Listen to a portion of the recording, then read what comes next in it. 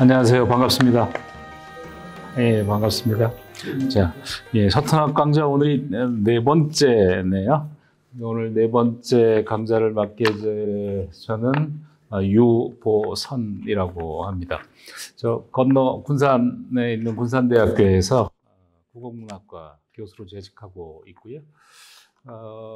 그리고 이 기본소득 한국 네트워크라는 단체가 있는데 거기서 이사를 맡고 있는 중입니다. 오늘 제가 여러분들이랑 진행할 강의는 서천에 큰 문인들이 여러 분 계신데 그 중에 대표적인 문인 두 분을 여러분들한테 소개드리고 이 작가들이 왜 중요한지, 왜 큰 작가인지에 대해서 설명하는 시간을 좀 가져보도록 하겠습니다. 이 서천에 하여튼간 뭐 군산도 마찬가지입니다. 군산에도 지역 출신의 작가이면서도 한국 문학에 아주 뚜렷한 흔적과 위치를 가지고 있는 작가가 최만식, 고은 같은 작가가 있는데 서천에서도 신석철 선생과 박경수 선생은 한국 문학사에 분명한 자리를 가지고 있는 작가분들이십니다. 그런데 생각보다 이렇게 많이 알려지거나 많은 분들이 읽고 있는 상태는 아니어서 이 작가들을 왜 주목해야 되는지에 대해서 살펴보는 시간 갖도록 하고요. 어떤 작품들이 중요한 작품들인지, 왜 주목해야 되는지 이런 것에 대해서 살펴보도록 하겠습니다. 뭐 이런 식으로 진행을 하려고 합니다. 일단 왜 다시 신석철 선생은 식민지시대 때부터 활동했던 작가이고요. 시인이고요. 또 1970년대 돌아가시기까지 아주 중요한 업적들을 계속 남겨왔던 시인인데 최근에 와서는 관심이 상대적으로 떨어져 있는 상태이기도 합니다. 따라서 뭐 서천 출신의 작가여서가 아니라 한국문학 전체를 위해서도 다시 본격적으로 읽고 연구되어야 할 시인이 아닐까라는 생각이 드는데 그래서 신석철 선생의 힘, 잠재성, 문학사적 위치, 의미 뭐 이런 것들에 대해서 간략하게 설명을 드리려고 하고요. 또 하나 서천 출신의 중요한 작가가 박경수 선생인데 박경수 선생은 좀 안타까운 경우입니다. 당대 활동할 때도 굉장히 많은 작품을 쓰셨고 또 중요한 작품을 많이 발표했음에도 불구하고 당대의 다른 작가에 비해서 정당한 평가를 받지 못한 느낌이 저한테는 있습니다. 그런 안타까움이 있어서 하여튼 그때에도 정당한 평가를 받지 못했고 최근에도 그러다 보니까 다시 걸맞는 평가를 받고 있지 못해서 이 박경수에 대한 전반적인 재평가가 이루어졌으면 좋겠다라는 게 국문학을 연구하는 제 개인적인 생각인데 과연 이 박경수라는 작가는 왜 주목해야 되는지 좀 살펴보면서 서천의 어떤 문화적 토양이 이 두 작가에게 어떻게 반영되어 있고 이 두 작가를 통해서 서천의 문화적인 잠재성이 어떻게 꽃피웠는지 그 과정들을 같이 살펴보도록 하겠습니다. 지금이 7시 5분이네요. 저한테 주어진 시간이 8시 반 정도까지 하시라고 진행을 해서 한 8시 20분까지 제가 이야기를 진행을 하고요.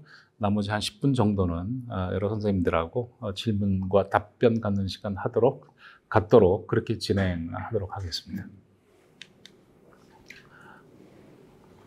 자, 왜 다시 신석초와 박경수인가? 여러분들 나오던 유인물 제일 앞부분에 보면 이런 구절이 나와 있습니다. 철학은 본질적으로 귀향이다 이렇게 돼 있는데요. 저는 철학만 본질적으로 귀한 것이 아니라 문학도 저는 본질적으로 귀향이라고 생각하는 편입니다. 그러니까 고향을 가진 자, 고향으로 돌아올 수 있는 자들만이 문학에서 가장 높은 자리에 올라설 수 있다. 철학에서도 마찬가지다. 이렇게 생각을 합니다. 고향이 없는 자들, 돌아갈 고향이 없는 자들은 사실은 철학적 깊이 또는 삶의 본질에 대해서 이해하는 것이 불가능한 거죠.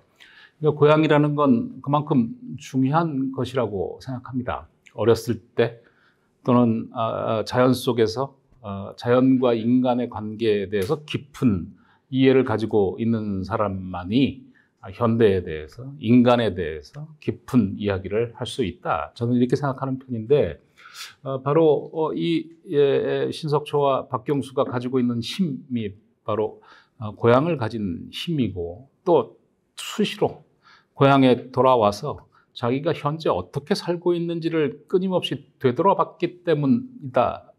그래서 문학적 성취가 가능했다. 이렇게 생각하는 편입니다. 저는 옆에서 옆도시에서 국문학을 가르치고 있지만 저도 한때 소설가 지망생이었거든요. 저는 소설을 쓰다 그만뒀습니다. 아주 결정적인 장애 같은 게 저한테 있다는 생각이 들었었는데 저는 서울 출신이거든요. 서울 출신이라는 건 다시 말해서 고향이 없다는 걸 의미하기도 하고요. 그러니까 어린 시절에 자연과 더불어 자연 속에서 살았던 경험, 자연 속에서 정말 생애 최고의 순간을 보냈던 경험이 없는 사람들은 현재 무엇이 결핍되어 있는지, 내 삶에 무엇이 빠져 있는지를 느낄 수 없다, 이렇게 볼 수 있는 거죠.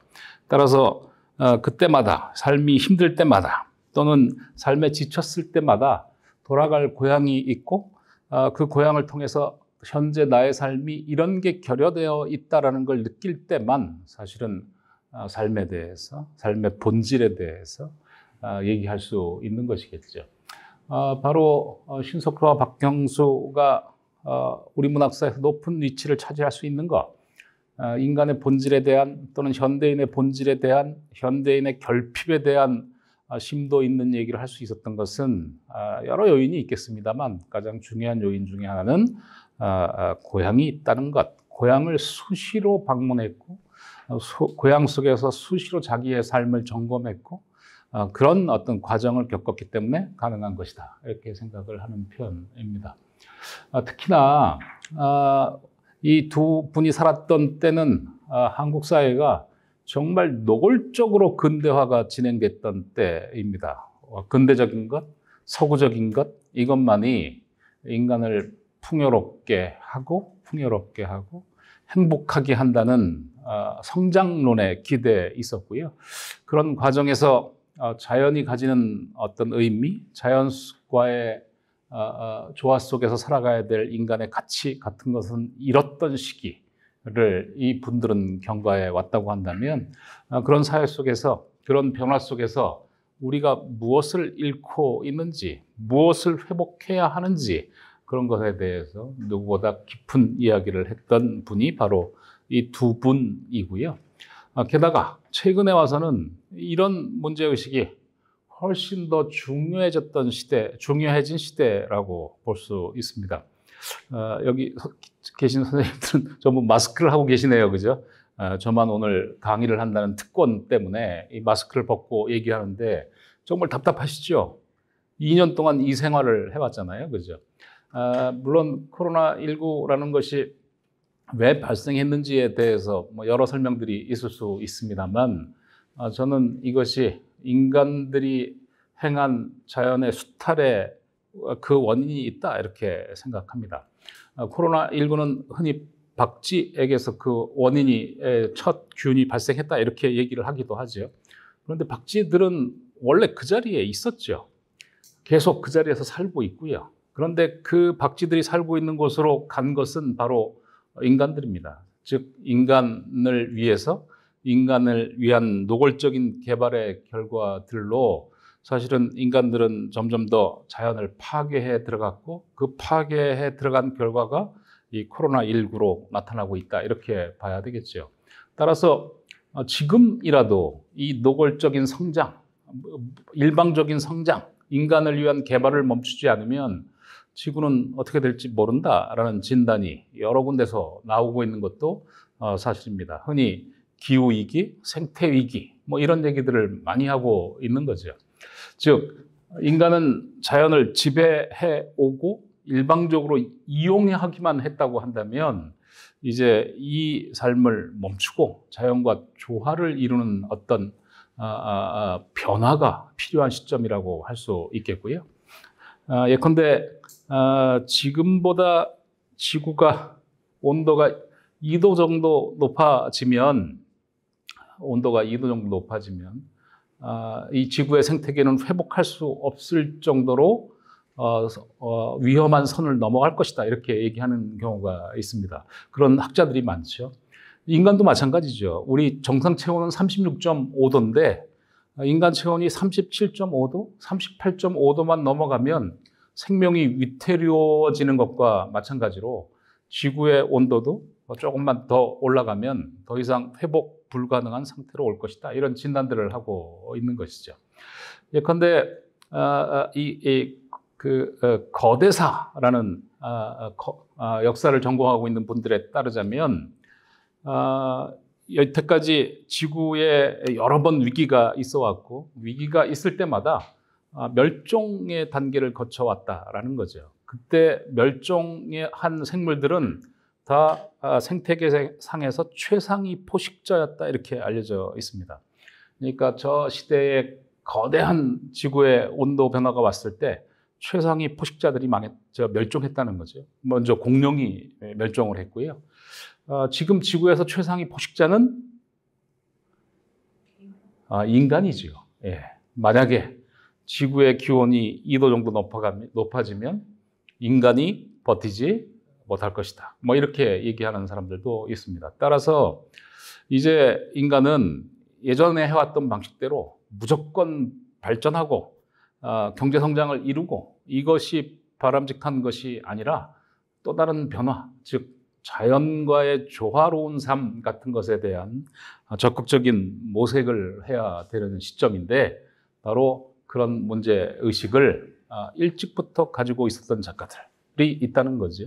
바로 고향을 가진 사람들, 고향 속에서 끊임없이 자연과 조화를 이루었던 사람들, 굳이 배우고 공부하지 않아도 자기 주변의 식물들의 이름을 다 알고 꽃의 아름다움을 만끽할 수 있는 사람들, 그런 경험을 가진 사람들만이 인간이 만들어 놓은 문명에 대해서 불만을 갖고 피곤함을 느끼고 이렇게 살아왔던 거죠. 그래서 그런 삶이 아니라 자연과 조화를 이루는 삶, 조금은 가난하더라도 불편하더라도 자연과 동시에 생존하는 삶을 모색했던 작가들이 있고, 바로 신석초와 박경수 선생은 그런 문제의식을 아주 일찍부터 보여주었다. 그런 점에서 충분히 현재적 의미를 가지고 있다, 이렇게 볼 수 있겠습니다. 자, 그러면 신석초 선생에 대해서 먼저 살펴보도록 하겠습니다. 신석초 선생은 1909년생이고요. 한산면 숭문동에서 출생하셨다고 되어 있네요. 지금은 화양면 활동리라고 하는데 이건 연보에 나와 있는 사실입니다. 어렸을 때 한문을 열심히 배운 것으로 되어 있고요. 즉 어렸을 때 바로 신식 교육을 받지 않고 집안에서 꽤 깊은 독학 선생을 2명이나 붙여줬다, 이렇게 연보에는 나와 있더라고요. 집안 자체가 굉장히 유서 깊은 한학 집안이어서 하여튼간 어렸을 때 한문을 열심히 배웠고, 특히 논어, 맹자 뿐만 아니라 노자, 장자에도 깊은 관심을 보였다, 이렇게 연보에는 나와 있습니다. 21년, 이게 13살 때 한산 보통고등학교, 이건 요즘으로 중학교죠, 그죠? 중학교에 입학했고요. 24년에 결혼했습니다. 1909년생이니까 24년생이면 16살 때 결혼을 했네요, 그죠? 예. 16살 때 결혼을 해서 그 후 2남 4녀를 뒀습니다. 그러니까 16살에 요즘은 결혼을 늦게 하죠, 그죠? 거의 30대 중반쯤 돼야 결혼을 하는데, 그거에 비해 보면 아주 일찍 결혼을 했다라고 볼 수 있겠고요. 하여튼간 예전에는 이런 조혼의 전통들이 있었습니다. 자, 예컨대 신석초 선생도 16살에 결혼을 했는데요. 저 제일 오른쪽에 선생님들이 보시기에 제일 왼쪽에 있는 사람은 홍명희라는 작가입니다. 혹시 들어보셨어요? 홍명희라는 작가는 임꺽정이라는 작품을 쓴 사람이고요. 임꺽정이라는 작품으로 한국 문학사에 아주 중요한 흔적을 남긴 사람입니다. 소설가로서만 중요한 사람이 아니고 한국 역사에 있어서도 굉장히 중요한 사람인데요. 여러분 혹시 신간회라는 단체 들어보셨어요? 식민지 시대에 사회주의와 민족주의자들이 결합돼서 만든 단체.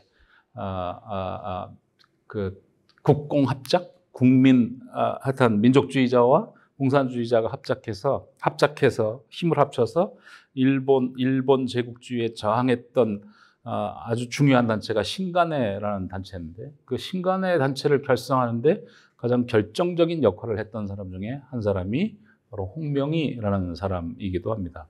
이 홍명희는 해방 이후에도 아주 중요한 위치를 차지하는 인물인데요. 고향은 괴산 출신이에요. 그런데 어찌된 일인지 월북을 했어요. 북한으로 갔고요. 북한에서 김일성 주석 밑에서 바로 부주석 역할을 했던 인물이기도 합니다. 하니까 남한의 역사에 있어서도 북한의 역사에 있어서도 아주 결정적인 역할을 했던 사람이고요. 문학사에 있어서도 아주 중요한 인물이기도 합니다. 저분도 16살 때 결혼을 했어요. 16살 때. 하여튼간 당시엔 조혼의 풍습이 있었기 때문에 다들 일찍들 결혼을 했고요. 16살 때 결혼했고 17살 때 아이를 낳았기 때문에 첫 아들을 낳았기 때문에 아들과 나이 차이가 16살밖에 되지 않았어요. 홍명희도 굉장히 중요한 인물이지만 아들도 중요한 인물이에요. 홍기문이라는 이름인데 홍기문은 아주 유명한 언어학자, 국어학자예요. 홍기문도 역시 북한으로 월북했고 북한의 언어 체계를 확립한 사람이 바로 홍기문이라는 사람이에요. 여러분들 나중에 혹시 기회 있으면 북한의 책들을 보시면 북한은 띄어쓰기가 우리 남한만큼 철저하지 않아요. 여러분도 우리 작문할 때 제일 힘드신 게 띄어쓰기죠. 특히 의존명사 띄어쓰는 게 너무 힘들죠. 할 수 있다 이렇게 다 띄어쓰잖아요, 그죠? 그죠? 근데 평상시에 말할 때는 띄어쓰지 않거든요. 할 수 있다 이렇게 얘기하는데 글 쓸 때만 항상 할 수 있다 이렇게 써야 되니까 이게 자꾸 틀리세요, 그죠? 그러니까 우리는 사실은 언문 일치가 완벽하지 않아요. 말할 때는 할 수 있다 하고 글을 쓸 때는 할 수 있다 하기 때문에 그래서 혼동이 오는 거죠. 근데 북한에는 할 수 있다 이렇게 써요. 붙여서 써요. 그 체계를 잡은 사람이 바로 홍기문이라는 사람이에요. 하여튼 북한 언어학의 기초를 잡은 사람이고요. 그 밑에 손자도 유명해요. 홍석중이라는 인물인데 홍석중은 북한 최고의 작가예요. 인민 작가예요. 북한의 최고 반열에 오른 작가이고요. 홍석중은 할아버지의 임꺽정을 한 권으로 축약했어요. 북한 사람들은 임꺽정이 길잖아요. 우리나라에 나와 있는 책이 10권짜리인데 이 10권을 다 읽지 않고 손자가 요약한 축약본으로 읽고 있는데 축약본이 훨씬 더 다이나믹해요. 하여튼간 홍석중이고요. 홍석중은 황진이라는 작품을 썼어요. 황진이라는 작품을 썼고 그건 남한에서도 출판됐고요. 이 남한에서 출판된 황진이라는 작품으로 신동엽 문학상을 받았어요. 그러니까 북한 작가 중에 남한에서 상을 받은 유일한 작가가 바로 홍석중이라는 작가이기도 해요. 나이 차이가 얼마 안 나요. 아들하고도 나이 차이가 얼마 안 나고 손자하고도 나이 차이가 얼마 안 나요. 이게 다 조언 때문이고요. 그래서 하여튼 홍명희는 아들하고 맞담배도 폈다고 하고 피라고 허용했다고 하고 거의 논쟁을 할 때는 반말투로 싸웠다 이렇게 알려져 있기도 해요. 하여간 여기에 신석조 선생도 아들과 차이가 그렇게 많이 안 나는 것 같고요. 이 가운데 있는 작가는 누군지 아시겠어요? 최만식이라는 작가예요. 최만식. 최만식도 일찍 결혼했어요. 당시 작가들은 다 일찍 결혼했는데 당시 작가들의 연보를 가만히 살펴보면 재밌는 경우가 있는데 하나는 결혼을 하는 거고요. 결혼한 다음에 학교들을 많이 가요. 그러니까 당시에 젊은이들이 하고 싶었던 게 두 가지가 있었대요. 하나는 조언하지 않는 거. 너무 어린 나이에 결혼하는 게 힘들잖아요. 부담스럽고 애들이랑 놀아야 되는데 결혼해야 되잖아요. 그래서 결혼하기 싫었대요. 또 하나는 게다가 그 결혼이라는 게 사랑하는 사람하고 결혼하는 게 아니잖아요. 집안끼리의 결합이 있고 어느 날 갑자기 결혼해라 이렇게 결혼하니까 어린 친구들이 부담스러웠겠죠. 조언을 하지 않는 거. 또 하나는 신식학교에 들어가는 거. 이 두 가지가 당시 젊은 사람들이 하고 싶었던 꿈이었다고 되어 있어요. 당시에 젊은이들도 영학해서 아마 집안 어른들이랑 협상을 했던 것 같아요. 둘 다는 이룰 수 없으니까 내가 결혼은 일찍 할게. 대신 학교를 보내달라. 이러면 이제 아마 허용이 됐던 모양이에요. 신석조 선생도 결혼하고 나서 학교 갔어요. 그리고 최만식 선생도 결혼하고 나서 학교에 갔어요.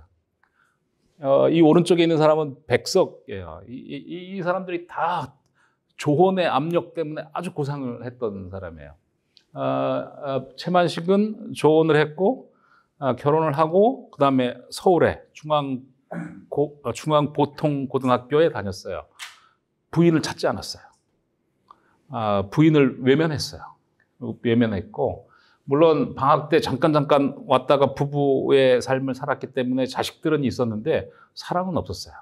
뒤늦게 사랑하는 사람을 만나서 그러니까 부인을 두고 사랑하는 사람을 만나서 부부 관계가 굉장히 복잡했죠. 아들도 돌보지 않았어요. 아들과 사이도 안 좋았어요. 부인과도 사이가 안 좋았고요. 주변에서 계속 이혼해라.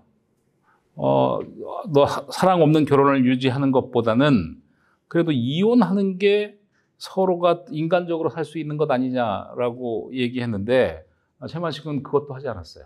이혼도 하지 않고 부인은 군산에 있었고 익산에 있었고 자기는 서울에서 연애를 했어요. 나중엔 결혼도 했고요.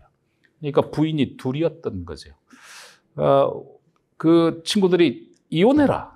이혼하고 그래야 부인도 자기의 길을 갈 수 있지 않느냐라고 했을 때 최만식이 했던 얘기는 겁난다. 못하겠다는 거예요. 자기 친구 중에 그런 친구가 하나 있었어요. 조언으로 일찍 결혼을 했다가 일본 유학을 하면서 사랑하는 여자를 만났어요. 그러니까 돌아와서 당연히 나는 사랑하는 여자가 생겼으니까 이혼했으면 좋겠다라고 부인한테 요구했고 부인이 알았다 그랬어요. 그리고 나서 자살했어요. 그러니까 이게 당시에 조혼이 가져온 아주 야만적인 그런 어떤 풍속들이라고 할 수 있겠죠, 그죠? 그러니까 최만식은 그게 겁이 나서 이혼도 하지 못했어요. 그러니까 이렇게 남자가 결단을 하지 않으니까, 남자가 결단을 할 수 없으니까 다 힘들었어요. 최만식도 힘들고, 첫 번째 부인도 힘들고, 두 번째 부인도 힘들고, 이게 이제 당시에 일반적인 가족의 그 연애 풍속도였던 거죠. 이 사람은 백석이에요, 백석. 백석은 김향한 또는 자야라는 기생과 사랑에 빠졌어요. 그런데 사랑에 빠져서 나는 이 사람이랑 결혼하고 싶다라고 부모한테 강력하게 요구했는데 부모가 그걸 받아들여 주지 않았어요. 부모가 그걸 받아들여 주지 않았어요. 기생이랑 결혼해서는 안 된다. 이렇게 얘기했던 거죠. 그런데 가끔가다 학교에서 어딘가요? 의주인가요? 신의주인가요? 하여튼 지명이 정확하지 않은데 나중에 확인해 드릴게요. 거기서 학교 선생을 영어 교사를 했는데 집에서 전보가 날라와요. 전보가 뭐라고? 부친 위독, 금례 요망이라는 전보가 와요. 가보면 부친은 위독하지 않아요. 대신 뭐가 차려져 있냐면 초래상이 차려져 있어요. 결혼식이 준비되어 있어요. 백석은 그렇게 결혼식을 2번이나 했어요. 그리고 그 다음날 도망갔어요. 결혼 첫날 밤을 치르고 자기는 이 여자랑 결혼할 수 없다. 부부의 삶을 살 수 없다고 2번이나 결혼을 했어요. 2번이나 도망을 갔어요. 그래서 백석은 공식적으로 결혼을 2번 한 것으로 돼 있고 나중에 이제 부인을 만나서 결혼을 했으니까 3번 결혼한 걸로 돼 있죠. 그런데 당시에 이 조혼에 얽힌 것 때문에 이런 아주 특이한 지금으로서는 상상할 수 없는 삶의 풍속들이 굉장히 많은데 다행히도 우리 신석철 선생은 그런 극단적인 경우는 없었던 모양이에요. 2살 위에 부인하고 결혼했지만 잘 가족을 이룬 것 같고 평안하게 살았던 것 같고요. 그렇지만 하여튼간 이 많은 당시의 문인들이 겪었던 그 삶의 스타일은 그대로 유지되고 있죠, 그죠? 결혼하고 나서 그 다음에 학교에 가는 거, 신식 학교에 간 그 리듬은 유지되고 있고요. 29년에는 일본으로 유학도 간 것으로 되어 있어요.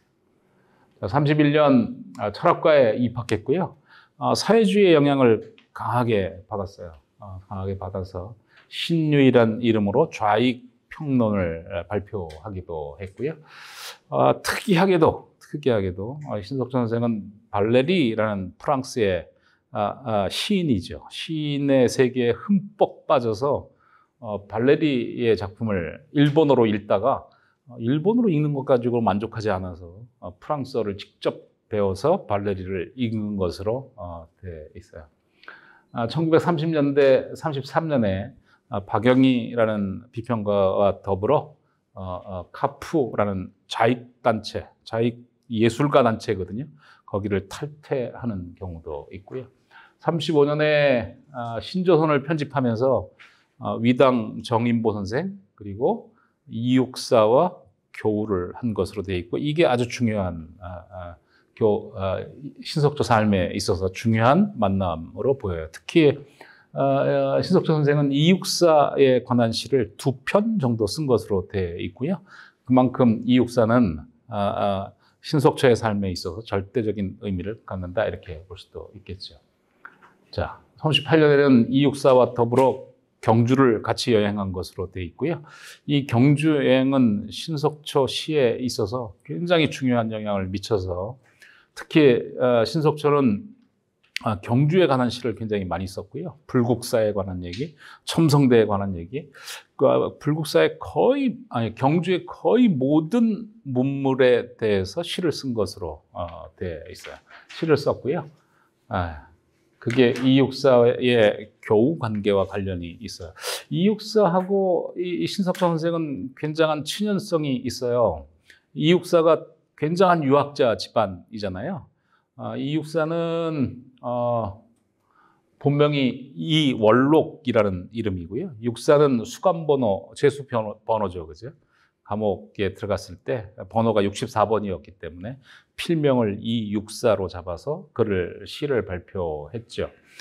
이월록은 퇴계 이황의 7대 손인가 그래요. 이육사가. 그래서 전통적인 유학 집안에서 성장한 사람이 이육사라는 인물이고요. 이건 바로 저기와 신석초와 아주 친연성이 있죠. 아마 두 사람이 만나자마자 저렇게 빨리 친해졌던 것은 둘 다 유학자 집안이었기 때문에 그럴 가능성이 있죠.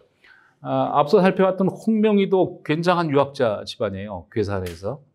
처음에는 유학을 싫어했어요. 양반을 싫어했어요. 자기가 양반 출신이라는 것도 싫어했어요. 홍명희는 굉장히 혁신적인 인물이었기 때문에 자신이 양반 출신이라는 걸 굉장히 싫어했고 양반이 아니려고 꽤 방탕한 생활을 한 것으로 의도적으로 한 것으로 되어 있고요. 그러다가 나중에 자신의 양반에 대해서 순응한다 그럴까요? 좋은 의미로 받아들이는 계기를 맞게 되는데 홍명희의 아버지가 그러니까 홍명희는 양반은 자기 욕심만 챙기는 집단이다 이렇게 생각을 했는데 홍명희의 아버지가 한일합방 되고 나서 자결해요. 나라를 뺏긴 세상, 나라가 없는 세상에서 살기는 힘들다라고 생각하고 자결을 한 것을 경험하고 양반이라는 게 그렇게 자기 욕심만 차리는 것이 아니라 나름대로 뚜렷한 정신적 지수를 가지고 있다는 걸 깨달으면서 자신이 양반이라는 걸 나름대로 긍정하기도 하고 그렇게 얘기를 하기도 하죠. 그래서 한국 역사에 대한 관심을 갖기 시작해서 하여튼 한국 역사에 걸어다니는 백과사전이라는 명칭을 벽조 홍명이는 갖고 있는 것으로 돼 있기도 해요. 예. 이 사람이 아까 카프에서 같이 활동했던, 그리고 나중에 같이 탈퇴했던 오른쪽에 있는 사람이 박영희라는 시인이자 평론가이자 소설가이고요. 우리한테 잘 알려진 말은 얻은 것은 이데올로기요, 잃은 것은 예술 자신이다라는 말로 잘 알려져 있어요. 카프라는 단체가 이데올로기를 너무 강조해서 예술성을 너무 가볍게 여겼다 해서 얻은 것은 이데올로기요, 잃은 것은 예술 자신이다라는 말로 잘 알려진 사람이 박영희라는 사람이고, 신석초 선생과 친밀한 관계를 유지했고, 사상적인 어떤 사상적인 부분에 있어서 친연성을 가지고 있죠. 이 오른쪽은 아까 나와 있던 위당 정인보 선생이고요. 이 가운데는 바로 이육사예요, 그죠? 저 위쪽이 이육사의 사진이고요. 아래쪽은 이육사의 커리커처예요. 닮은 듯하면서 너무 커리커처가 귀엽게 잘 나오지 않았어요? 네, 나중에 만약에 서천에서 신석초 선생이나 또는 박경수 선생 가지고 어떤 문화 사업을 할 땐 저렇게 커리커처 작업을 재밌게 흥미롭게 하더라고요. 그래서 저 딱딱한 인물이 이렇게 친근한 모습으로 바뀌어 있어서 굉장히 흥미롭다 생각이 돼서 두 개를 비교해 놔봤어요. 자, 40년엔 고향으로 귀향을 했고요.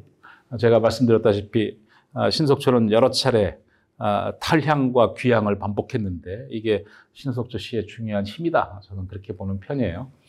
이육사를 고향으로 초대해서 함께 부여 여행을 다녀오기도 했고요. 41년엔 멋설이라는 멋에 관한 글을 꽤 근사하게, 멋과 맛에 대한 글을 꽤 근사하게, 지금 시대에서 봐서도 꽤 근사하게 썼고요. 한때 매료되었던 발레리에 대한 작업도 여러 차례 한 것으로 되어 있어요. 발레리는 1930년대 가장 차가웠던 지성이에요. 1930년대 이 신석초가 살았던 1930년대는 사실은 인류 역사가 가장 들끓었던 시대예요. 그러니까 1차 세계대전이 끝나고 2차 세계대전이 벌어지기 직전에 세계의 모든 사람들이 흥분해 있던 상태예요. 게다가 1929년에는 지금의 IMF나 세계 금융 혼란보다도 더 큰 공황이 있었던 시대이거든요. 그러니까 1929년에는 전 세계의 공황이 벌어져서 지구 질서 자체가 완전히 파탄 직전으로 갔던 시대가 바로 1930년대예요. 그래서 사회주의에 대한 어떤 관심도 높았고, 그리고 막 그런 과정에서 바로 파시즘이 탄생하기도 해요. 그러니까 히틀러, 무솔리니 이런 사상들이 대중들에게 그렇게 넓은 공감을 이룰 수 있었던 것은 바로 1929년의 그 공황 이후에 세계적인 혼란과 밀접한 관련이 있는데요. 바로 그 들끓는 시대에 가장 차분했던 지성인 한 사람을 꼽으라면 폴 발레리를 뽑을 수 있고요. 바로 신석정 선생은 그 폴 발레리에 관심을 갖고 있었다는 것도 굉장히 흥미롭다. 자, 바라춤이라는 작품을 발표했고요. 자, 46년에는 이제 시집들을 발표하기 시작해요. 네. 자, 1975년에 돌아가셨고요. 1985년 사후 10년 만에 제자 김우란 선생하고 신달순 씨가 신석초 문학 전집을 간행해요. 2권으로 나와 있는데요. 요즘은 구하기가 힘들어요. 그래서 신석초를 제대로 보고 싶어도 사실은 볼 수 없는 상황이어서 하여튼 신석초 전집에 대한 전집의 재간행 이런 게 필요한 시점이 아닐까. 하여튼 신석초 이 당시에 묶였던 작품 외에 또 다른 작품들도 있기 때문에 그걸 전체적으로 모아서 신석초 전집을 다시 묶어야 되는 시점이 되지 않았나. 85년에 나왔잖아요. 그러니까 37년이 지났고 이 책 자체를 구하기가 힘들어요. 도서관에서도 구하기 힘들고 해서 그런 작업이 필요하지 않을까. 자, 바로 첫 번째 시집 석초 시집이고요. 바라춤이고요. 그러네요. 이것은 신석초 전집, 문학 전집 두 권으로 나왔는데 첫 번째 권은 시전집이고요. 두 번째 전집은 산문 전집이에요. 네. 자, 그럼 신석초 문학 세계는 전체적으로 어떻게 되느냐라는 거예요. 그죠? 제목을 이렇게 뽑았어요. 그때도 맞고 지금도 맞다. 그러니까 신석초 선생은 당대에도 굉장히 중요한 평가를 받았어요. 굉장한 중요한 평가를 받았는데 그때에도 중요한 문학사적 의미가 있고 지금의 관점에서 보면 훨씬 더 중요한 위치를 차지하고 있다는 게 제 개인적인 생각, 판단이에요. 그래서 그때도 맞고 지금은 더 맞다. 이렇게 볼 수 있지 않을까. 신석초 문학세계의 중요한 특징 중에 하나는 고전의 적극적인 차용 혹은 변용이에요.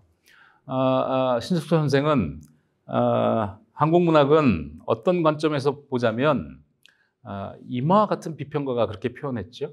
한국 근대 문학의 역사는 서양 문학의 2배 역사다. 그러니까 서양 문학을 일방적으로 모방하는 게 한국 문학의 중요한 전통이다라고 얘기를 했는데 그런데 그런 한국 근대 문학의 일반적인 경향과는 다른 길을 걸었다 이렇게 돼 있는 거죠. 그래서 신석초 선생은 한국 고전 문학에 관심이 많았어요. 이 작품이 굉장히 중요하다는 것에 착목해서 한국 문학 작품이 중요하다는 정도의 확인만 한 것이 아니라 한국의 고전 작품들을 리라이팅하는 작업을 꽤나 많이 했어요.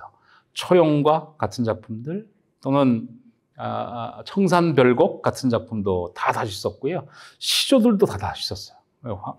황진이의 시조 등등 해서 그러니까 한국의 고전 작품의 중요한 시가들을 현대적으로 변용하는데 가장 결정적인 역할을 한 분이 바로 신석초 선생이고요. 그 시들이 꽤나 재미있어요. 여러분들 유인물에 신석초 선생의 그런 작업들이 좀 나와 있는데 조금 이따 같이 읽어보려고 해요. 그리고 신석초 선생은 노자, 장자에 관심이 많았어요. 근대 세계가 개발의 역사잖아요. 근대 세계가 되면서 인간들은 사적 소유, 이걸 개인의 발전, 행복의 중요한 조건으로 삼았고요. 그래서 많은 것을 가지려고, 소유하려고 삶의 중심을 두고 있는 게 일반적이죠. 그런 삶은 지금도 이어지고 있는 거죠. 그게 인간 사회의 불평등 또는 강한 나라가 약한 나라를 지배하고 또는 침략하고 이런 계기가 되었다는 것은 잘 알려진 사실이죠. 따라서 이런 근대적인 가치관은 인간을 행복하게 하지 못하기 때문에 그것 외에 또 다른 가치관이 우리에게 필요하다라고 했을 때 그런 가능성을 동양적 무욕의 세계, 욕심이 없는 세계에서 찾았던 것이 신석초 선생의 중요한 업적이다 이렇게 볼 수 있고요. 특히 신석초 선생은 비움 이런 걸 중요했어요. 비움에 이르기를 극진히 하고 고요함 지키기를 돈독히 하면 만물이 더불어 만들어져도 나는 그 돌아감을 볼 수 있다 해서 비우고 고요함을 지키면서 살아가는 것, 이게 인간의 삶의 가장 중요한 삶의 태도다라고 신석초 선생은 얘기했고요. 이런 사상은 바로 노장 사상의 기초에 있다 이렇게 표현하기도 하죠. 그리고 나중에 시에서 잠깐 보시겠지만 인간의 삶이라는 게 얼마나 유한한가, 즉 자기가 살아있는 동안 무한하게 많은 것을 가지려고 한들 그게 도대체 무슨 가치가 있는가, 의미가 있는가, 죽고 나면 다 흩어져 버리는 것을. 따라서 유한한 인간 존재가 무한하게 욕심을 갖지 말고 자신의 생명이 유한하다는 것을 깨닫고 소박하게 살아가는 삶의 자세를 갖자라는 것을 강조했던 분이 바로 신석초 선생이기도 하지. 자, 자, 저 제일 오른쪽에 있는 사진은 처용이에요, 처용. 예. 처용무 할 때 처용이죠, 그죠? 처용과 애를 통해서 잘 알려진 작품이고요. 아마 신라 시대에 만들어진 작품 중에 현대적으로 가장 많이 계승되고 있는 작품이 바로 처용이라고 할 수도 있고요. 예. 오른쪽은 노자이죠. 쓸모없는 것들의 쓸모 있음. 그리고 이 아래 화면은 하이데거라는 철학자예요. 하이데거라는 철학자는 근대라는 세계 자체가 삶과 죽음, 또 인간에 대한 믿음, 이런 본래적인 세계를 다 버리고 물질적인 가치에만 탐닉하게 한 것. 그래서 인간이 불행해졌다고 파악했던 사람이 바로 하이데거라는 사람이고요. 이런 여러 사람의 말을 돌아보더라도 신석조 선생의 시는 굉장히 중요하다. 문학적 업적은 중요하다. 이렇게 볼 수 있는 거죠. 최근에 우리 사회를 진단한 책 중에 제일 충격적인 책 중에 하나였어요. 제가 본 책 중에. 저 책의 제목은 우리는 가장 빠르고 확실하게 죽어가고 있다라는 책이에요. 그러니까 지금 이대로 가면, 기후위기가 그대로 반복되면 인류는 얼마 남지 않았다. 인류의 지속 가능성은, 또는 지구의 지속 가능성은 얼마 남지 않았다고 경고하는 책이거든요. 실제 저 책을 읽어보면 지구가 정말 지구가 어마어마한 위기에 빠져 있다는 걸 확인해 볼 수 있어요. 이제 1.5도, 2도 남았대요. 이 온도를 낮추지 않으면 지구의 모든 생태계는 교란될 것이다.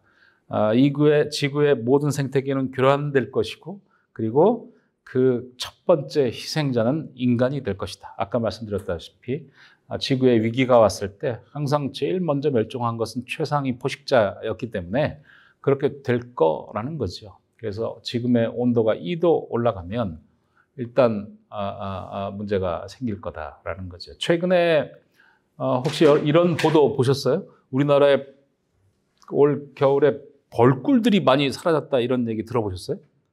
네, 벌꿀들이 돌아오지 않아가지고 텅 빈 벌꿀통을 보여준 장면들이 여러 차례 있었죠, 그죠? 네. 이게 4년 전에 미국에서도 이런 일이 있었어요. 꿀벌의 개체수가 갑자기 3분의 1로 줄었어요. 꿀벌의 개체수가 3분의 1로 줄었는데 그 원인을 밝혀내지 못했어요. 우리나라도 꿀벌이 왜 갑자기 통에서 다 없어졌는지 원인을 밝혀내지 못했어요. 그런데 꿀벌이 사라지는 게 왜 그렇게 중요하냐면 꿀벌이라는 존재 자체가 가지는 상징성 때문이에요. 아인슈타인은 꿀벌이 멸종하고 나면 4년 후에 인간이 멸종할 것이다, 이렇게 표현했어요. 왜냐하면 꿀벌이라는 게 바로 그 역할을 하기 때문이죠. 식물의 꽃을 맺게, 꽃에서 식물을 씨앗을 맺게 하는 역할을 바로 꿀벌들이 하잖아요, 그죠?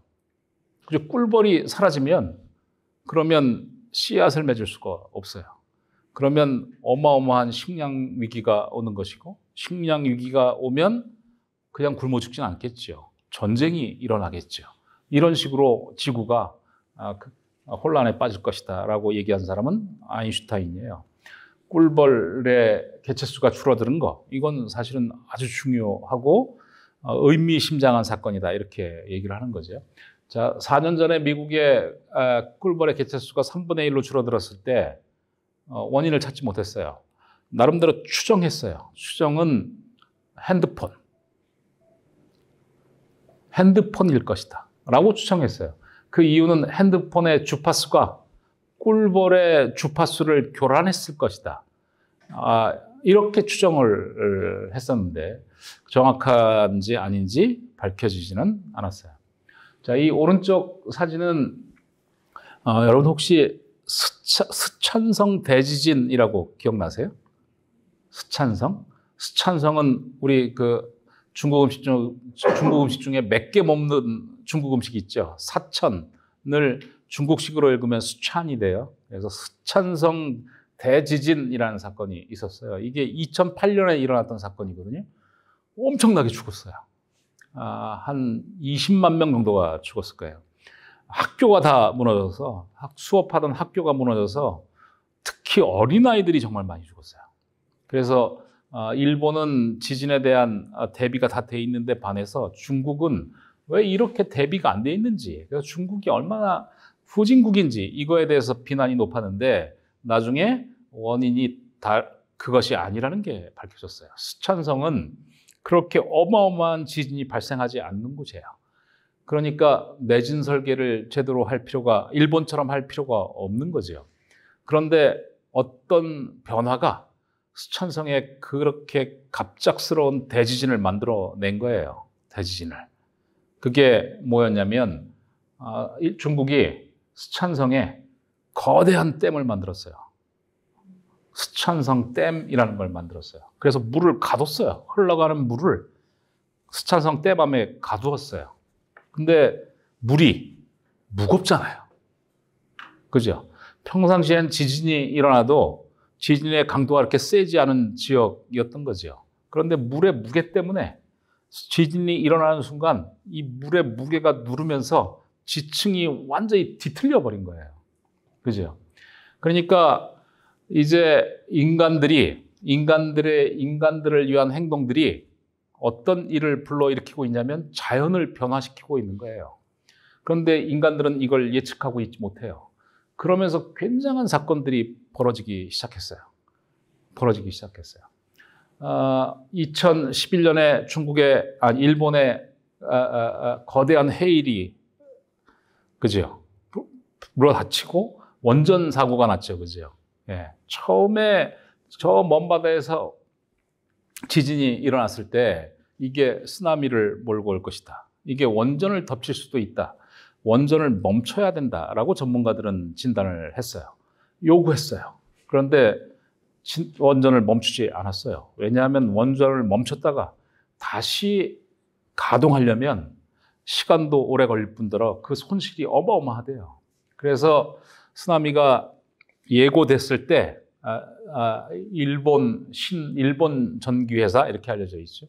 원전을 멈춰야 함에도 불구하고 멈추지 않았어요. 뭐 때문에? 멈췄을 때 발생할 손해 때문에.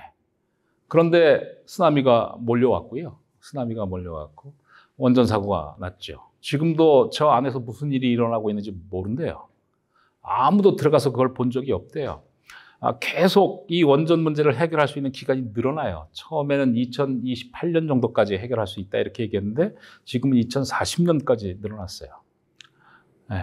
하여튼 이 원전이라는 건 그런 위험함을 가지고 있는 거죠.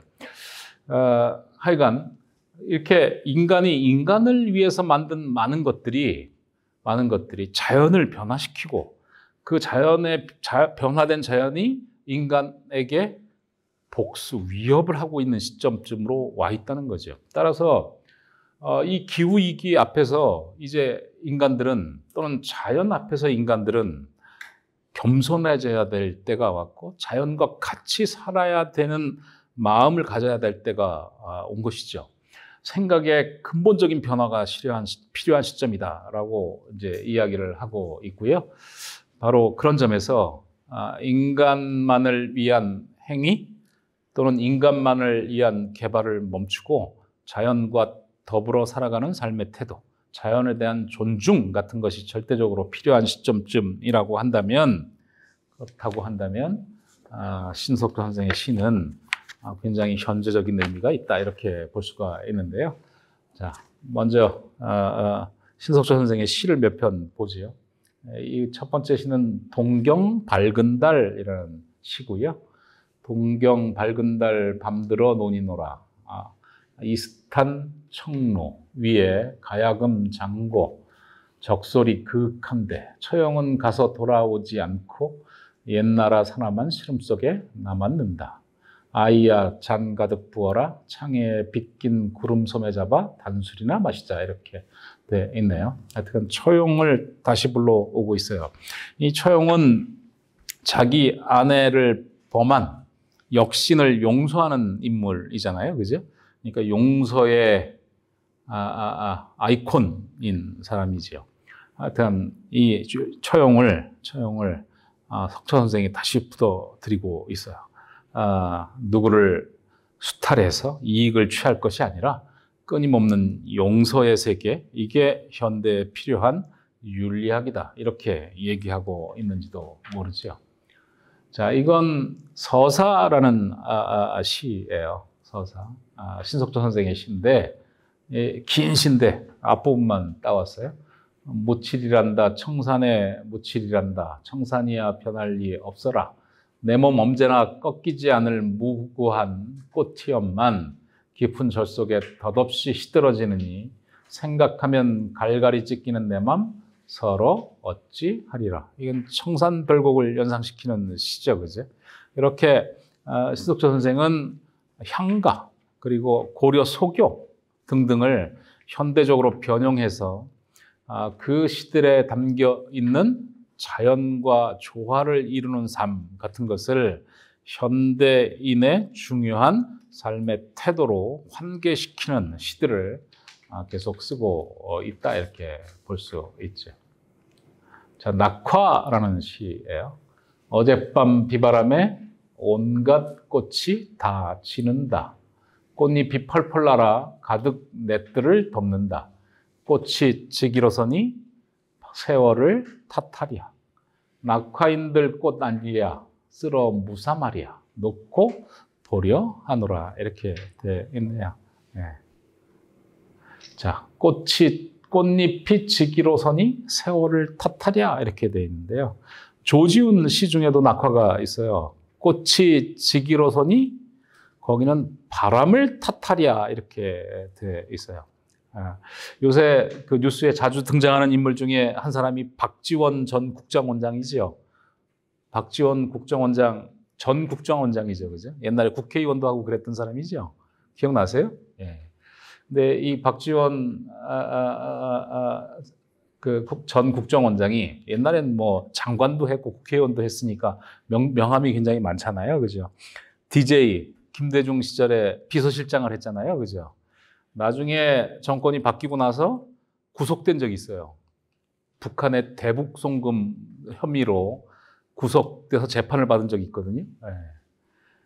그때 구속되면서 읊었던 시가 조지훈의 낙화예요.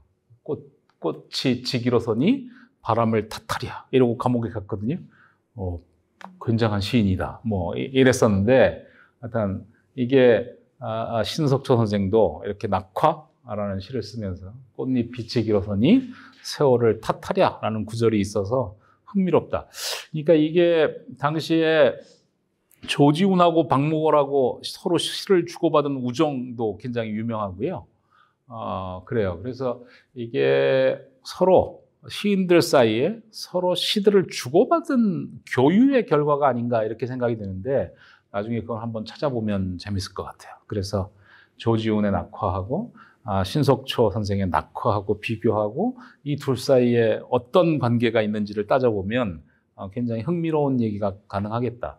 그래서 이렇게 시인들이 서로 시를 주고받으면서 우정을 나눴던 것 아닐까 이런 생각이 들기도 하고요. 네. 이건 바라춤이라는 신석초 선생의 대표적인 시죠, 그죠? 네. 한락은 모두 아침이 있을 것과 같이 덧없어라 이렇게 이런 부처님의 말씀이 나와 있고요. 하여튼간 근대적 한락, 화려함 이런 삶보다는 무욕의 삶을 살아야 될 필요성 같은 걸 아주 강력하게 환기하고 있는 신석초 선생의 대표작이 바로 바라춤이라는 시고요. 꽤 길어요. 이건 바라춤이 실제로 그 불교 쪽에 굉장히 중요한 춤이잖아요, 그죠? 신석초 선생이 그런 실험도 했대요. 그러니까 바라춤을 추면서 같이 시를 낭송하는 작업도 했다고 하는데, 그래서 나중에 혹시 신석초 선생의 어떤 텍스트를 가지고 어떤 문화사업 같은 거 프로그램을 짤 때 옛날에 시연했던 그런 것들을 다시 불러오는 것도 굉장히 흥미로울 것 같아요. 바라춤 자체가 굉장히 강렬하기도 하고 아름답기도 하고 뭐 그랬기 때문에 그것하고 신석철 선생의 시를 결합시켜서 무언가를 하면 꽤 근사한 공연이 되지 않을까 뭐 그런 생각이 들기도 하고요. 조지우는 승무라는 시를 썼죠, 그죠? 신석철은 바라춤이라는 시를 썼어요. 이 두 분의 관계가 꽤 흥미롭다. 뭐 그런 생각을 최근에 이 작품을 읽으면서 이번에 신석철 선생의 시집을 다시 읽으면서 제가 느낀 건데 나중에 그런 관계를 좀 따져보면 재밌을 것 같아요. 자, 꽃잎 절구라는 역시 신석철 선생의 시예요. 꽃잎 피어 그대 다토아 피어 비바람에 뒤설레며 가는 가냘픈 설갓이여 그대 눈길에 먼 여로에 하늘과 구름 혼자 그리워 붉어져 가느니 저 먼산 길가에 저 뒹굴지라도 마냥 붉게 타다 가는 환한 목숨이여 이렇게 되어 있네요. 자, 꽃잎, 아까 낙화도 꽃잎에 대한 시였고요. 이것도 역시 꽃잎에 관한 시죠. 자연의 아름다움에 대한 예찬이라고 볼 수 있겠고요. 자연에 대한 존중인 것이죠. 그러니까 인간도 자연 속의 한 존재일 뿐 자연 위에 군림하는 존재여서는 안 된다. 자연과 같은 자리에서, 같은 위치에서 자연과 조화를 이루면서 사는 것, 이런 삶이 우리에게, 현대인들에게 절대적으로 필요하다라고 얘기하는 것이죠. 자, 그 다음, 이제 신석철 선생에 대한 시는 이렇게 간략하게, 시 세계가 굉장히 크고 깊기 때문에 사실은 제대로 얘기하려면 꽤 많은 시들을 같이 살펴보고 얘기해야 되겠습니다만, 이렇게 간략하게 살펴보는 것으로 대신하고요. 그 다음 이제 박경수 선생, 또 다른 서천을 대표하는 작가 박경수 소설에 대해서 간략하게 살펴보도록 하겠습니다. 박경수 선생은 1930년생이고요. 서천 한산 출신이고요. 그리고 이 꽃잎 절구가 신석철 선생의 시비에 실려 있는 시이거든요. 이 시비를 만드는데 가장 결정적인 역할을 한 사람이 바로 박경수 선생으로 돼 있어요. 그러니까 박경수 선생은 신석철 선생의 감수성을 적극적으로 받아 안고 하여튼 선배 문인으로서의 예의를 다했다 이렇게 볼 수도 있겠네요. 자, 서천 한산 출신이고요. 국민학교 졸업 후 혼자 공부해서 자, 1930년인데 1949년에 국민학교를 졸업했잖아요. 지금은 이제 초등학교라고 부르지만, 그러니까 뒤늦게 국민학교에 입학을 어렵게 생활이 어려워서 뒤늦게 초등학교에 입학한 것으로 되어 있고요. 졸업하자마자 혼자 독학을 해서 국민학교 교사, 초등학교 교사 자격에 합격을 하면서 뭐 중학교 교사 자격도 혼자 공부해서 합격하고 그런 입지전적인 의지적인 인물이기도 해요. 사상계라는 잡지가 꽤 중요한 잡지이거든요. 저 잡지는 장준하라는 인물이 만들었던 잡지이고요. 그래서 한국 시성사에서 아주 중요한 위치에 있는 잡지가 사상계사인데 거기서 당선돼서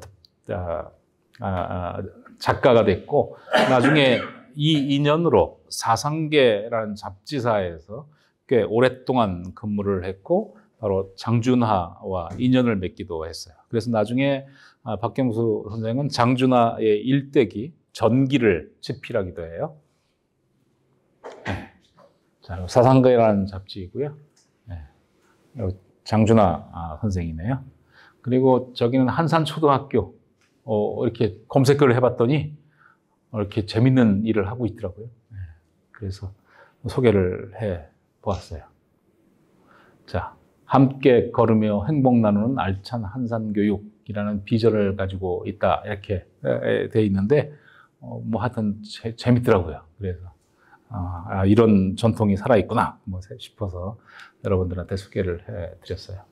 자, 1960년에 공보관실, 건설부 공보관실에 취직했으나 창작에 전념하기 위해서 그만뒀고요. 그 다음부터 본격적인 작품을 쓰기 시작하는데 그중에 박경수의 대표적인 작품은 69년에 발표됐던 동토라는 작품이에요.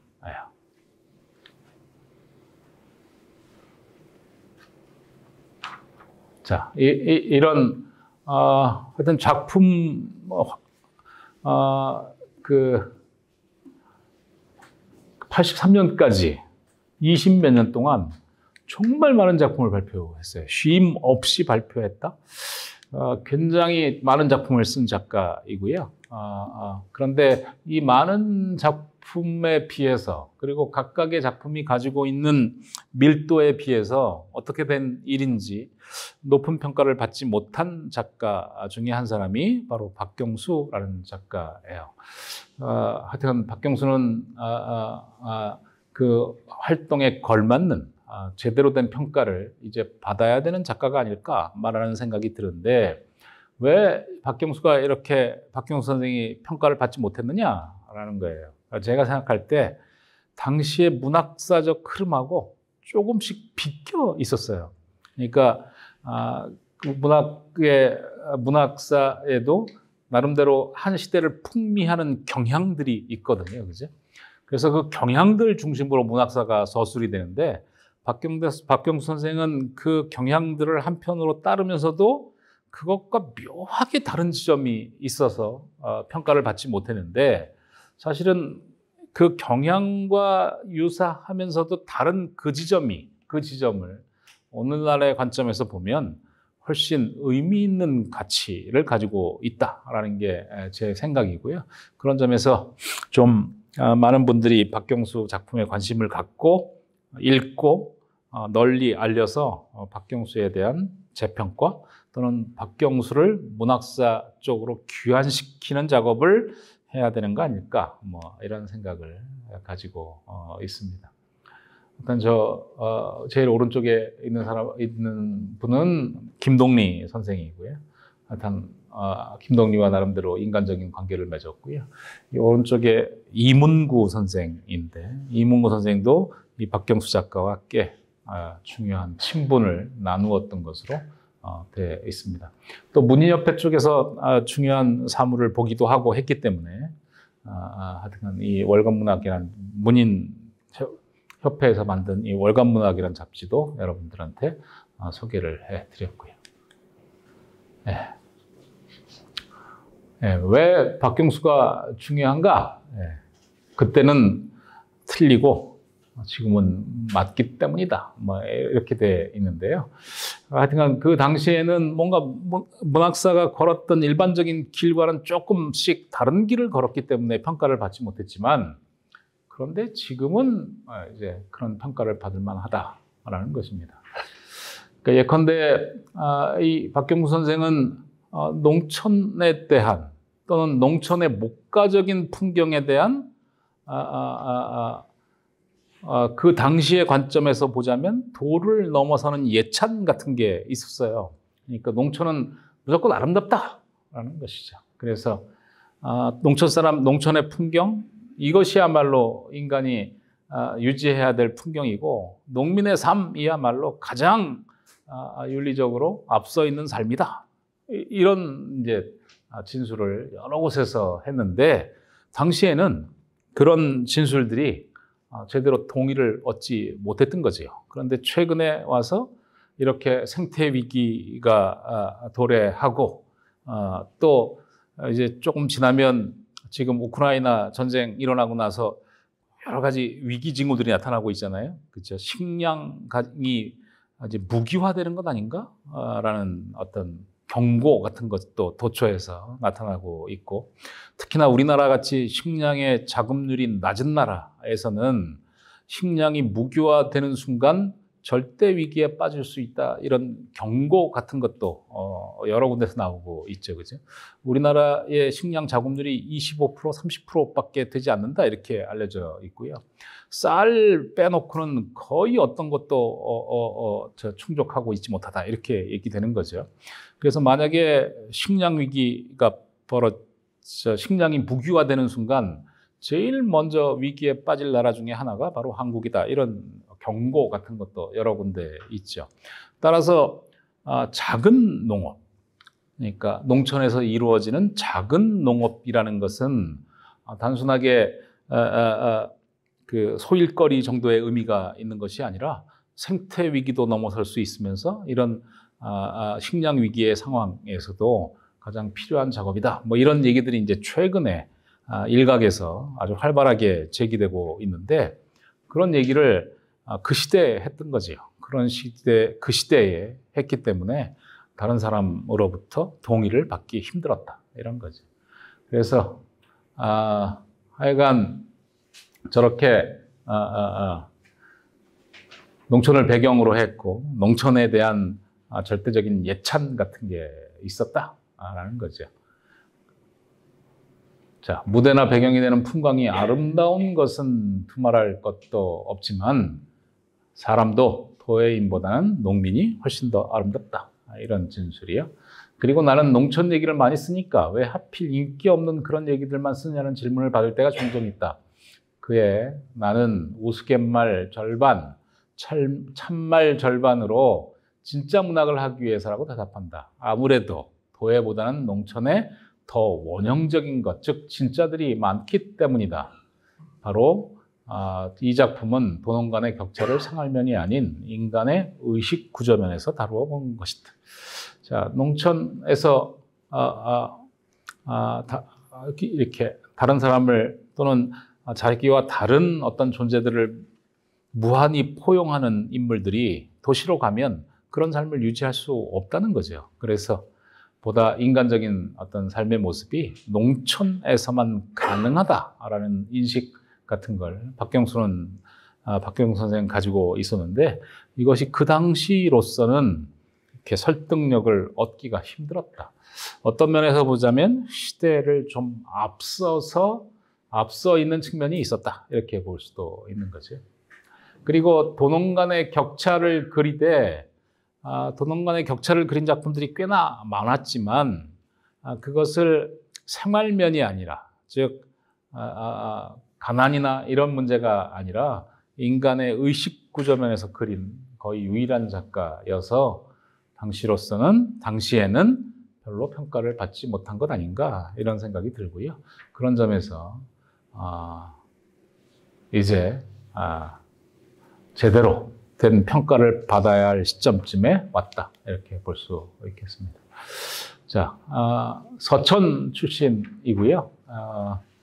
이 서천은 박경수 문학의 원점이고 끊임없이 되돌아오는 지점으로 보입니다. 특히나 그 박경수 작품에 가장 많이 등장하는 장면 중에 하나가 배 짜는 어머니의 모습인데, 저게 굉장히 저한테는 흥미로웠습니다. 자식들이 자고 있을 때 한밤중에 계속 밤새면서 배를 짜내는 어머니의 모습이 어린 시절의 가장 중요한 기억으로 투영돼 있는 것이죠. 배를 짠다는 것.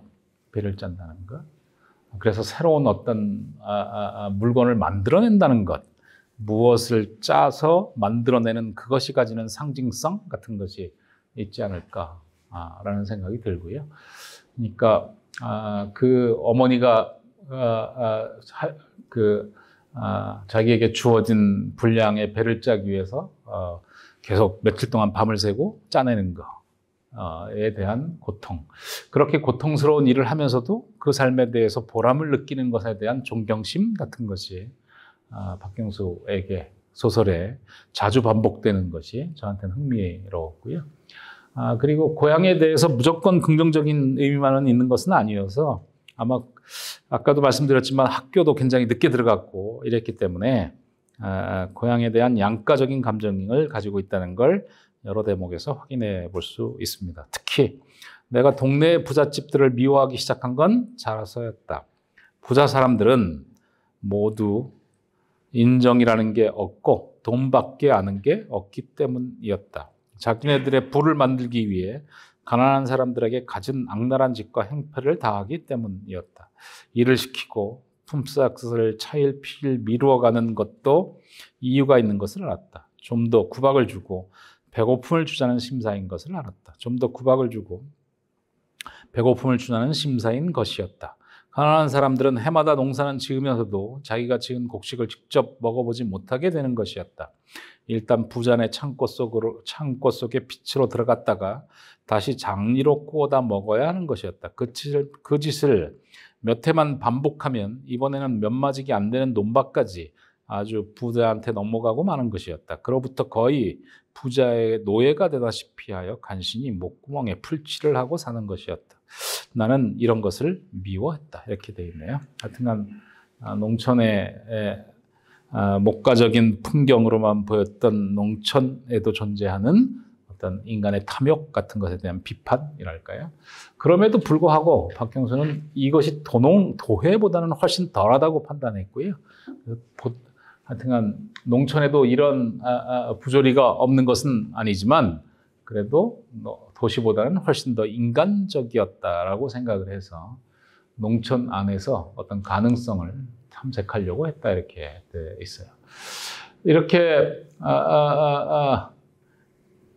도시와 농촌 사이의 대립 또는 농촌과 도시 사이를 오고 갔던 역할, 이런 역할들을, 이런 어떤 삶의 모습을 집중적으로 다루었던 사람은 최만식이라는 작가이기도 하고요. 또 동년배 작가로는 박범신 선생이 이런 작품들을 꽤 많이 썼고요. 그리고 가운데 있는 분은 박완서 선생인데 제가 박완서 선생을 여기에 등장시킨 이유는 박완서 선생의 어머님의 바느질에 관심이 많이 있어요. 그러니까 바느질하는 어머니의 형상이 박완서 문학의 중요한 원천으로 작동하고 있는데 이것은 박경수 선생의 배 짜는 어머니의 형상하고 묘하게 어떤 지점이 있는 것은 아닌가라는 생각이 들어서 한번 나중에 비교해 보면 좋겠다.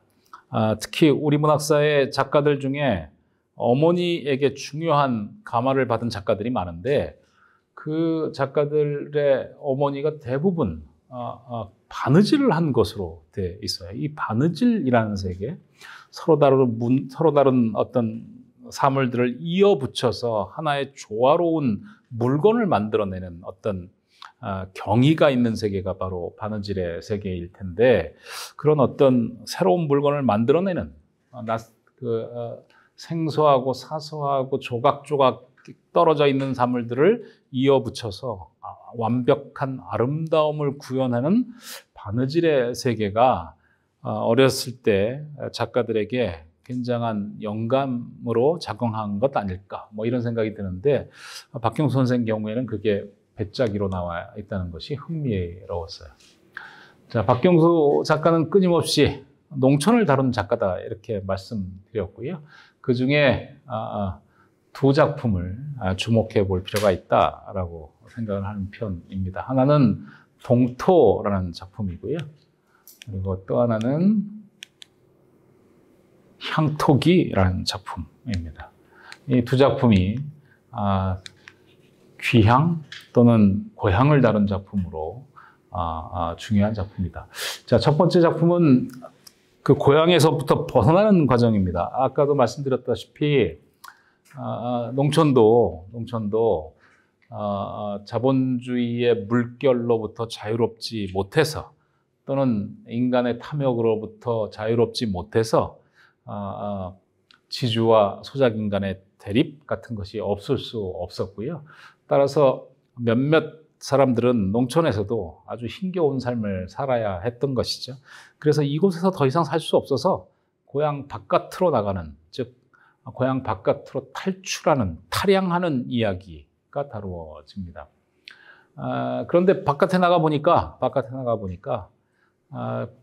이 고향이라는 곳이 너무도 동토, 추운 땅이어서 먹고 살기 힘든 땅이어서 생존하기 힘든 땅이어서 바깥으로 나가면 보다 인간적인 삶이 열리지 않았을까라는 강한 기대를 가지고 세상 밖으로 나갔으나, 고향 밖으로 나갔으나 오히려 더 추운 동토적인 현실이 기다리고 있는 상황을 표현한 작품이 바로 동토라는 작품입니다.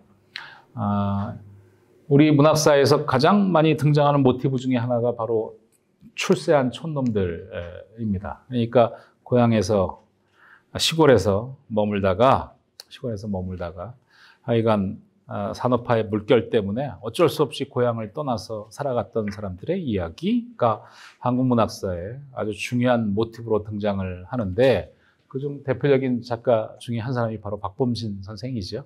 박범신 선생은 고향에서 살 수 없어서 쫓겨갔던, 그러나 도시에서도 살 수 없는 청년들의 분노, 복수심, 이런 걸 표현한 작품으로 7, 80년대 대중적인 인기를 얻었던 작가인데요. 그리고 그 주제는 바로 7, 80년대의 대표적인 주제였던 것인데, 박경수는 어떻게 보면 출세한 촌놈의 이야기를 아주 일찍 시도했음에도 불구하고 너무 일찍 시도했기 때문에 인정받지 못한 측면이 있다. 뭐 그런 얘기를 하는 거고요.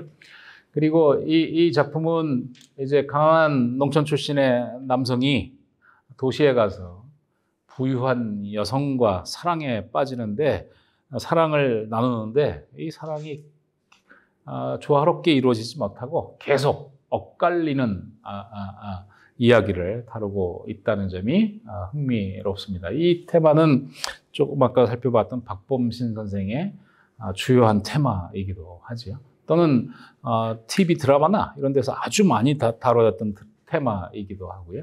이 테마를 박경수 선생은 꽤 일찍 시도했다, 이렇게 볼 수 있습니다. 그래서 저 사람은 부잣집 딸이고 이놈은 거지 같은 놈이라는 것을 아셔야 합니다. 부자들은 행복과 불행을 언제든 임의로 할 수가 있다는 것을 아셔야 합니다. 부자들의 불행이란 스스로 자처하여 만든 것입니다.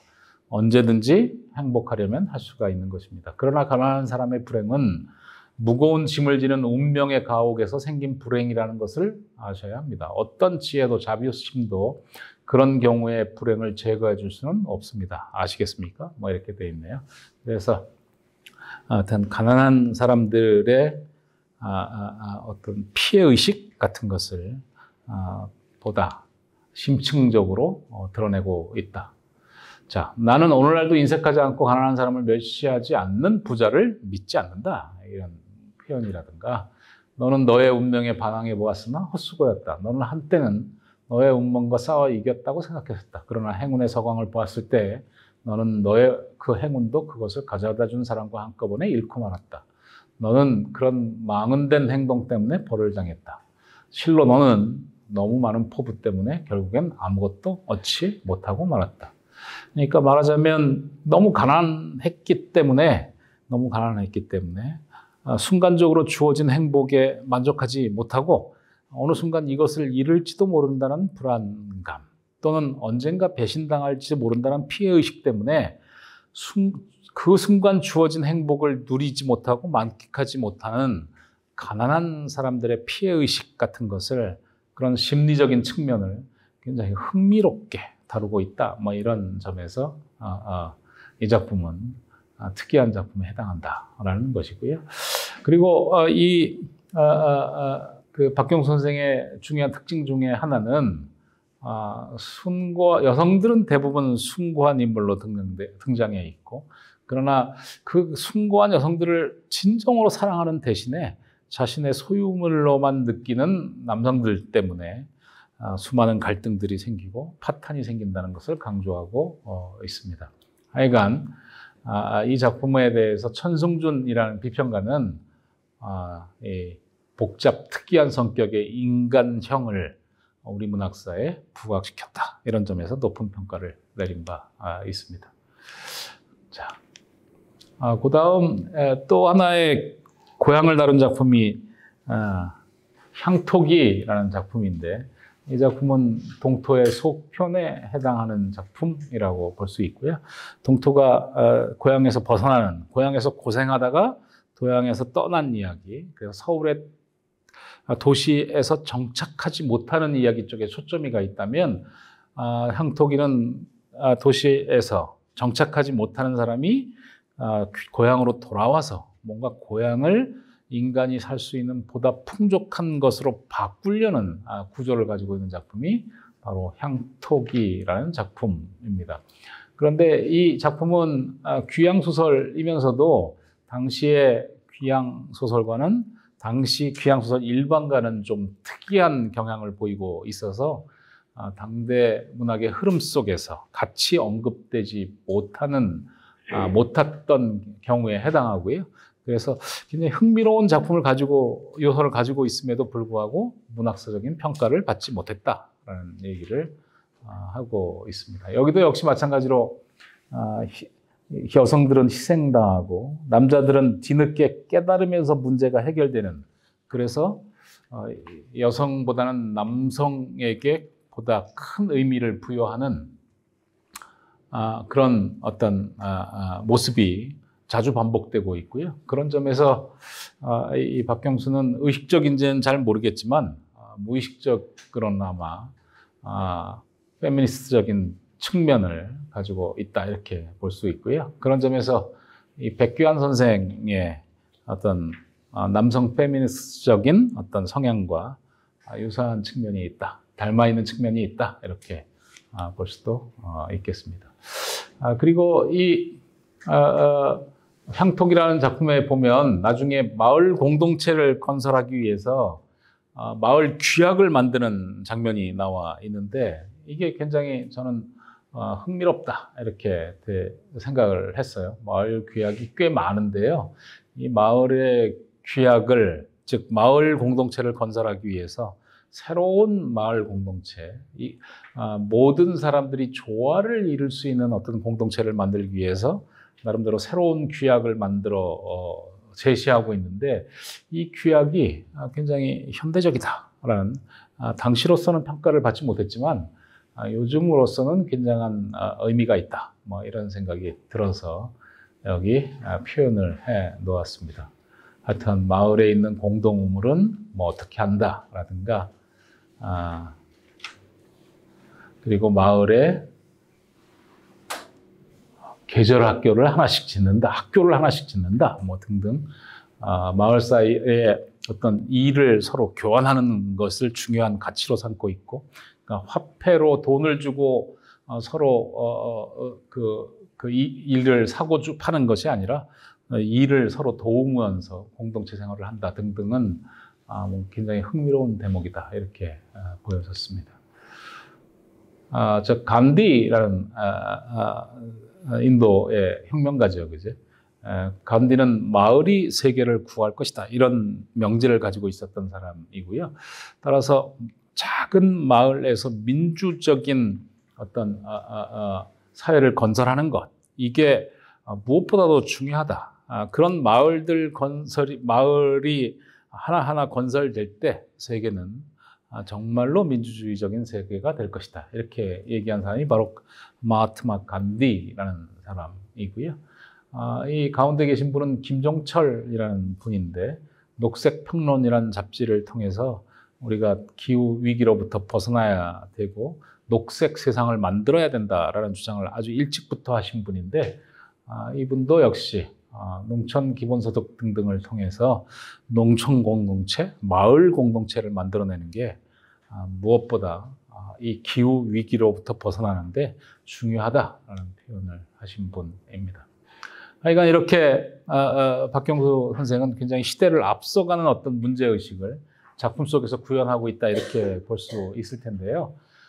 그런데 아까도 말씀드렸다시피 신석초와 박경수의 문학이 예전만큼 또는 기대만큼 많은 사람들에게 언급되지 않는 것, 이게 저는 좀 문제가 있다, 이렇게 생각하는 편이고요.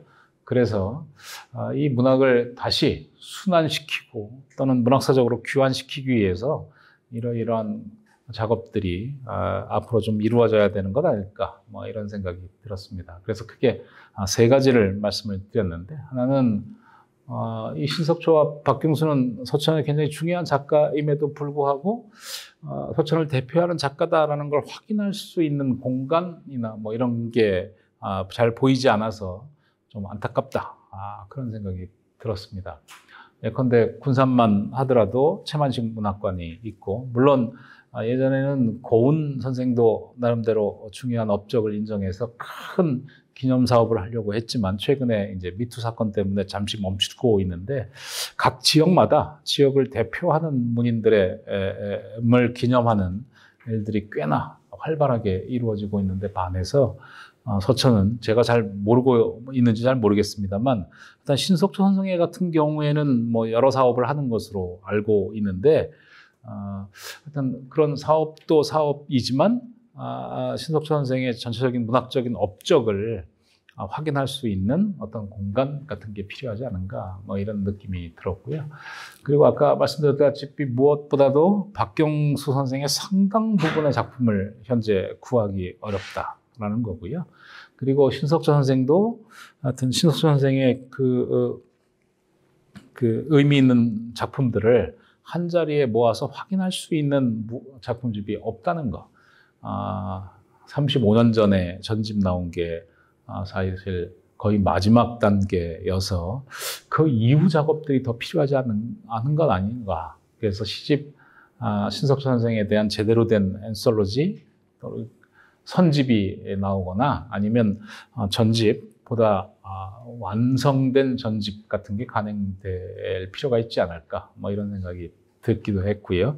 그리고 또 최근에 그 중요성에 비해서 신석초 문학과 박경수 문학이 충분히 연구되고 있지 않아서 하여간 지역 공동체 내에서 그걸 활성화시킬 수 있는 어떤 계기들을 어떤 기회들을 만들어 보면 어떨까 뭐 그런 생각도 한편으로 들었습니다. 예컨대 저 강원도 춘천에서는 김유정 학회 같은 게 만들어져서 매년 한 권씩 김유정에 관한 책들이 나오고 있고 등등 해서 이렇게 지자체하고 문학 연구자들 사이가 결합돼서 그 지역의 문인들을 문학사적으로 계속 의미를 보완하는 작업들을 지자체에서 하고 있는데 서천에도 혹시 그런 작업을 해야 되는 것 아닐까 뭐 이런 생각이 들어서 그런 얘기를 마지막으로 해 놓았습니다.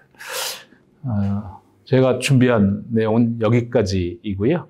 오랜 시간 들어주셔서 고맙습니다. 예.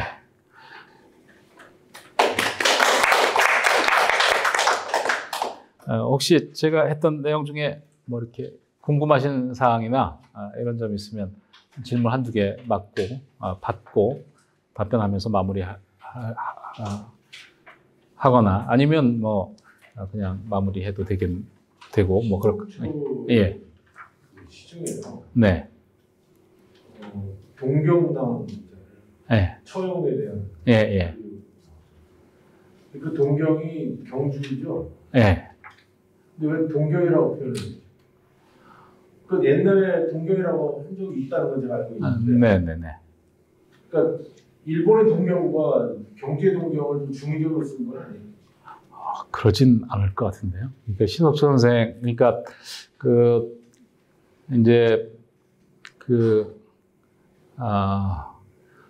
식민지 시대에 사실은 이 역사적 유물에 대한 걸 가지고 역사적 의미를 부여하는 걸 가지고 일본의 관제 사학하고 이 민족주의자들 사이에 묘한 갈등들이 있거든요. 그러니까 예컨대 이 부여에 대한 어떤 관점에 있어서도 일본 쪽에서 부여를 바라보는 거하고 한국 쪽에서 부여를 바라보는 게 서로 첨예하게 맞서서 굉장한 긴장 관계들이 형성이 됐어요. 그러니까 경주도 마찬가지예요. 그러니까 경주의 경주가 가지고 있는 어떤 문화적인 의미 같은 것을 일본식으로 부각시키려고 하는 논의들도 있었고. 그 당시에 예. 아무도 동경이라고 안 했을 텐데 왜 굳이 동경이라고 했냐? 경주. 글쎄. 예, 그건 양반이 놀던 사람들이 예. 대부분 훗날 친일파로 좀 낙인 찍힌 분도 되게 많고. 신석초랑 놀던 분이 신석초 선생이 그렇다는. 아니, 그러니까 놀던 분 중에 누가요? 양반들 놀던 이육사도. 이육사가 어떻게 친일파예요? 친일파로 오해를 받고 있잖아요. 아니, 이육사는 아니죠. 아니, 그러니까 위당 정인보 뭐 등. 그렇게 알고 있는. 아니, 정인보 선생은 가장 그 국학 정신을 고양시키려고 노력한 분이에요. 그러니까 정인보, 이육사 뭐 이런 분들은 사실은 그 식민지 시대 중에서 가장 민족의 민족의 혼 같은 걸 계승하려고 노력했던 분이죠. 물론 자오선 동인 중에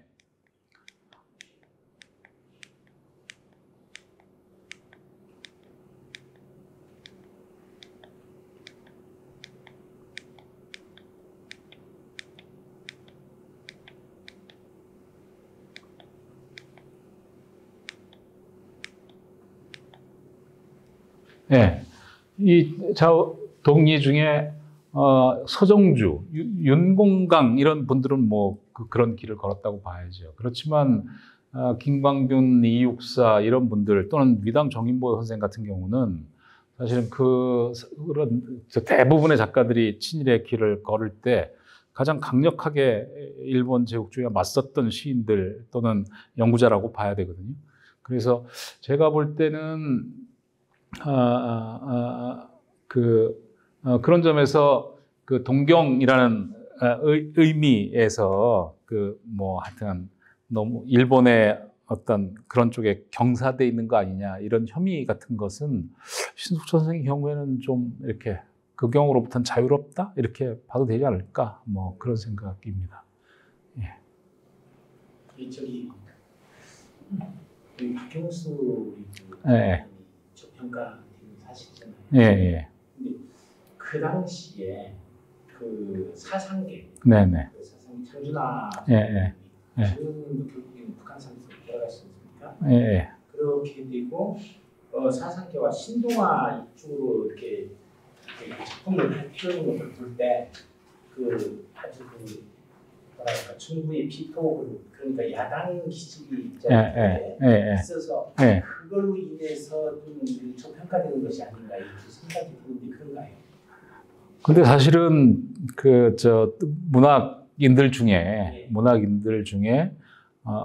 정부와 이념을 같이 한 작가들은 그렇게 많지 않죠. 사실은 많은 작가들이 시대의 모순에 저항하고 비판적인 태도를 보였다고 볼 수 있기 때문에 오히려 그런 점에서는 그게 문학적으로 높은 평가를 받을 수 있을 가능성이 높지 저평가될 가능성이 높은 경우는 저는 아니라고 봐요. 그러니까 예컨대 그 박형수 선생하고 중요한 우정을 나눴던 이문구 선생 같은 경우도 사실은 당시 정권에서 얘기하는 것과는 다른 방식의 문제제기 같은 걸 많이 한 작가이고 비판적인 태도를 유지했죠. 그리고 이렇게 사상계나 이렇게 그거와 직접적인 걸려 있지는 않지만 뭐 자유실천 문인협의회나 이런 데서 중요한 역할을 했던 분이 이문구 선생이거든요. 근데 그 이문구 선생이 문학사적으로 저평가돼 있거나 그렇지는 않아요. 그러니까 그게 어떤 사상계나 그 당시에 신동아죠, 그죠? 신동아 같은 경우는 나름대로 반정부적인 언론으로서의 역할을 했으니까 그래서 그런 것 때문에 즉 반정부적이기 때문에 문학사적으로 저평가 받았다기보다는 사실은 60년대, 70년대에 많은 작가들 중에 문학사의 중요한 자리로 들어와 있는 작가들은 사실은 반정부적인 작가들이 훨씬 더 많거든요. 그러니까 예컨대 뭐 김지하 선생도 마찬가지고 뭐 그런 걸 보면 그 박형수 선생이 그런 반정부적인 것 때문에 문학사적으로 저평가를 받았다고 보기는 어려운 측면이 있을 것 같아요. 일단 제 딴에는 이 두 분에 대해서 여러 가지 얘기거리를 만들어내려고 애를 썼는데 재밌게 들으셨는지 어떤지 잘 모르겠습니다. 하여튼 긴 시간 들어줘서 감사하다는 말씀을 드리면서 이것으로 마치도록 하겠습니다. 고맙습니다.